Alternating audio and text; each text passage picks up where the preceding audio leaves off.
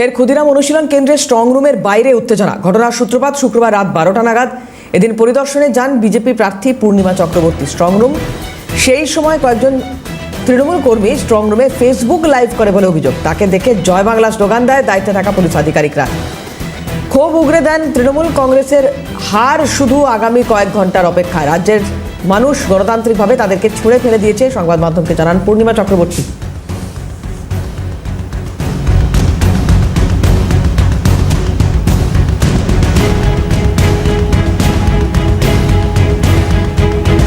Postal ballot box আনাকে কেন্দ্র করে উত্তেজনা। গভীর রাতে ক্ষুদিরাম অনুশীলন কেন্দ্রে উত্তেজনা। যে ঘরে কোনো সিসিটিভি নজরদারি নেই সেখানেই রাখা হয়েছে 8টি বক্স। অভিযোগ তৃণমূলের। অভিযোগ নজরদারি এড়িয়ে বক্স আনার চেষ্টা করে কমিশন। তৃণমূলের কর্মী সমর্থকেরা প্রতিবাদ করলে এই নিয়ে ঘটনাস্থলে উত্তেজনা ছড়ায়।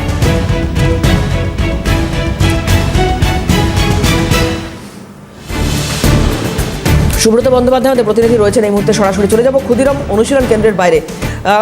সুব্রত, গতকাল থেকে আমরা দেখছি, বলা ভালো গত পরশু মধ্যরাতে যত উত্তেজনা রাত বেড়েছে, উত্তেজনা তত বেড়েছে। গতকাল দিনভর এই নিয়ে চর্চা ছিল এবং গতকাল রাত 12টার পরে আবার নতুন করে উত্তেজনা ছড়ায়। কি হয়েছে গতকাল রাত থেকে একটু যদি জানাও।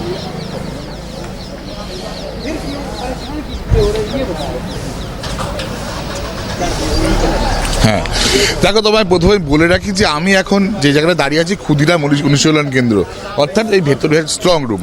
তুমি দেখতেই পাচ্ছ যে কেন্দ্রীয় বাহিনী কিন্তু পুরো স্ট্রং রুমটিকে ঘিরে রেখেছে। গতকাল রাত 12টা নাগাদ শ্যামপুকুর বিধানসভা কেন্দ্রের বিজেপি প্রার্থী পূর্ণিমা চক্রবর্তী যখন স্ট্রং রুম পরিদর্শনে আসেন, সেই মুহূর্তে ওই পরিদর্শনে থাকা ভিতরে কিছু তৃণমূল কর্মীরা তাকে দেখে জয় বাংলা স্লোগান দেন।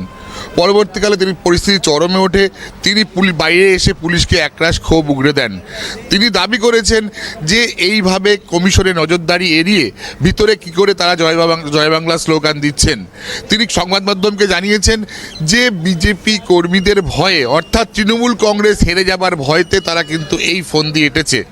তারা ইতিমধ্যে পুলিশ আধিকারিকদের জানিয়েছেন এবং কমিশনকে জানিয়েছেন।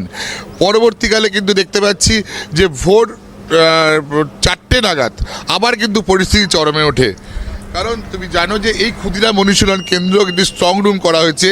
গতকাল গভীর রাতে পোস্টাল ব্যালট বক্স আনাকে কেন্দ্র করে কিন্তু উত্তেজনা ছড়ায়। যে ঘরে কোনো সিসিটিভি নেই সেইখানেই রাখা হচ্ছে কিন্তু 8টি বক্স। অভিযোগ যে নজরদারি এড়িয়ে যে বক্সটি আনার চেষ্টা করে কিন্তু কমিশন। টিএমসি কর্মীরা প্রতিবাদ জানালে উত্তেজনা ছড়ায়। টিএমসি কর্মীরা যারা জানাচ্ছেন যে উত্তর কলকাতার যে 8টি বক্স, 8টি কেন্দ্রের ব্যালট বক্স আনার কথা ছিল রাত 1টার সময়, কিন্তু দেখা গেছে 4:10-এর সময় কিন্তু তারা পোস্টাল ব্যালট বক্স নিয়ে এই কেন্দ্রে প্রবেশ করে। কিন্তু পোস্টাল ব্যালট বক্স যেখানে রাখা হয়েছে সেখানে কমিশনের কোনো নজরদারি ছিল না এবং সিসিটিভি কোনো নজরদারি ছিল না। ফলে তারা ক্ষোভে ফেটে পড়ে এবং বাইরে এসে প্রতিবাদ জানায়। ফলে কিন্তু পরিস্থিতি স্বাভাবিক ওঠে এবং তারা জানিয়েছেন, কমিশনকে বিষয়টি জানিয়েছেন। পরবর্তীকালে কমিশনের নজরদারিতে সিসিটিভির মধ্যে আয়ত্তে আনলে পরিস্থিতি স্বাভাবিক হয়। দেবারতী, সঙ্গে থাকো। সুব্রত, পূর্ণিমা চক্রবর্তী কি বলেছেন শুনবো। অনুমতি আছে। আমি একজন শ্যামপুকুর বিধানসভা কেন্দ্রের বিজেপি প্রার্থী, আমি আসতে পারি। তৃণমূলরা বারেবার এসে এখানে হাঙ্গামা করছেন, চিল্লাচিল্লি করছেন, গালাগালি করছেন, স্লোগানবাজি করছেন। কাল থেকে আপনারা দেখতে পাচ্ছেন। কিন্তু আমরা যখনই আসছি এরা উল্টো পাল্টা স্লোগানবাজি করছে। এত ভয় কিসে? এই তৃণমূলের এত ভয় কিসে? পুলিশ প্রশাসনের এত ভয় কিসে? আমরা একবারও আসতে পারবো না? এই চোর তৃণমূল বারে আসবে, বারবার রাউন্ড মেরে যাচ্ছেন। নিজেরা তো সর্বক্ষণ ভোট চুরি করে ক্ষমতায় থেকেছেন। এইবারে মানুষ আপনাদেরকে ঘুমটা চুরি করে নিয়েছে আপনাদের, তাই সহ্য হচ্ছে না। বারবার এসে বোঝানোর চেষ্টা করছেন কি মানুষ আপনাদেরকে ভোট দিয়েছে, ভোট দেয়নি। আপনাদেরকে চেয়ার থেকে নামানোর ব্যবস্থা করে দিয়েছে, আপনাদের খেলা শেষ করে দিয়েছে। সেটা সহ্য করতে পারছেন না। চিল্লাচিল্লি করছে তৃণমূলরা, স্লোগানবাজি করলো, ভেতরে তারা উল্টো পাল্টা কমেন্ট পাস করছে। কেন আমরা আসতে পারি না? পুলিশ বলছে আপনারা চলে যান। সুব্রত, গতকালই স্মিতা পান্ডে তিনি পরিষ্কারভাবে জানিয়ে দিয়েছিলেন যে যে অভিযোগ তৃণমূল কংগ্রেসের তরফ থেকে করা হয়েছে যে ভেতরে কেউ প্রবেশ করছে কিনা এই বিষয়টি নিয়ে, তো স্মিতা পান্ডে যে কথা বলেছিলেন গতকালই যে ভেতরে প্রবেশ করার কোনো অপশানই নেই, প্রত্যেকটি ঘর তালা বন্ধ করে রাখা হয়েছে, সিসিটিভিতে মুড়ে ফেলা হয়েছে এবং সেখানে প্রত্যেকটি রাজনৈতিক দলের প্রতিনিধিদের নিয়ে গিয়ে তিনি দেখিয়ে এনেছিলেন।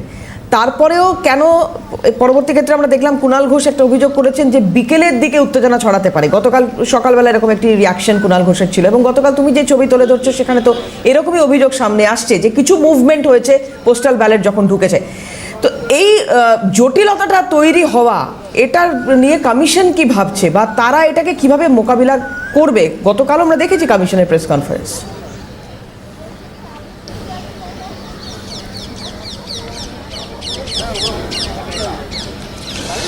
দেখো, এখানে যে স্ট্রং রুমে নজরদারি করা হয়েছে তুমি দেখতেই পাচ্ছ, স্ট্রং রুমে নজরদারি কিন্তু বেশ করা। কেন্দ্রীয় বাহিনী স্ট্রং রুমটিকে কঠোরভাবে ঘিরে রেখেছে।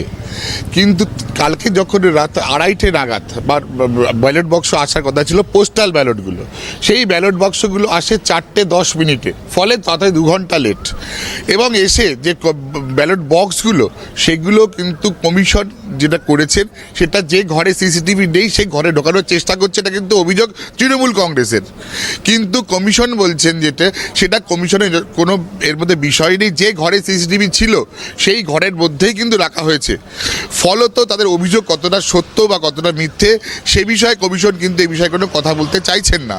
তারা যেটা বলছেন যে প্রত্যেক বিধানসভা কেন্দ্রের 4 জন কি 5 জন ব্যক্তি যারা সিসিটিভির সামনে বসে থাকবেন এবং কেন্দ্রীয় বাহিনী থাকবেন, রাজ্য পুলিশের প্রতিনিধিরা বাইরে থাকবেন এবং সেইভাবে নজরদারি চলবে। কিন্তু সেই নজরদারি এড়িয়ে কিভাবে একটি অন্য ঘরে, যে ঘরে সিসিটিভি নেই, সেই ঘরে যাওয়াটা কতটা যুক্তিসঙ্গত সেই ব্যাপারেও কিন্তু প্রশ্ন তুলেছে কমিশন। যদিও কমিশন বিষয়টা গুরুত্ব দিতে নারাজ। তারা যেটা বলছেন যে সঠিকভাবেই কাজ চলছে, সঠিকভাবেই সঠিক পদ্ধতি মেনেই সব কিছু হচ্ছে। কেন্দ্রীয় বাহিনী নজরদারিতে, ইলেকশন কমিশনের নির্দেশে। সুব্রত, আপাতত অনেক ধন্যবাদ তোমাকে। কথা বলছিলাম সুব্রত বন্দ্যোপাধ্যায় ছিলেন আমাদের সঙ্গে সরাসরি।